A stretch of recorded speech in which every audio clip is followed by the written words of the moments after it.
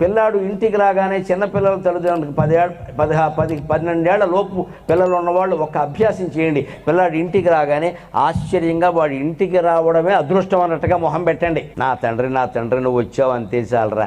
అమ్మ ఇవాళ బళ్ళో ఏం జరిగిందంటే ఏం జరిగిందిరా అని చెప్పేసి భారతంలో రామాయణంలో ఘట్టం విన్నంత ఆసక్తిగా వినాలి. చెప్పావులే సోది ట్యూషన్కి వెళ్ళిపో అనకూడదు.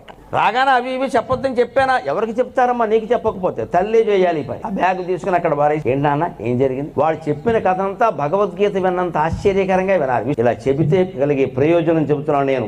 చిన్నప్పుడు వాడు చెప్పిందల్లా మనం వింటే వాడు పెద్దయ్యాక మనం చెప్పినట్టే వింటాడమ్మా. మా అమ్మ నేను ఏం చెబితే అది వింది, పెద్దయ్యాక అర్థమవుతుంది నేను చెప్పిందా సోది తప్పితే ఏం లేదని. అయినా మా అమ్మ ఓపికగా ఉంది. మా నాన్నగారు పెద్ద ఆఫీసర్, ఆయన కూడా ఒళ్ళో కూర్చోపెట్టుకుని దశరథ మహారాజు రాముడు కబుర్లు విన్నట్టుగా విన్నాడు. మా నాన్న ఎంత గొప్పవాడు అని ఆయన కూడా అలాగే ఉంటాడండి. ఎందుకింత అద్భుతమైన వ్యవస్థను మనం కోల్పోతున్నాం? దీనికి రూపాయి ఖర్చు లేదే.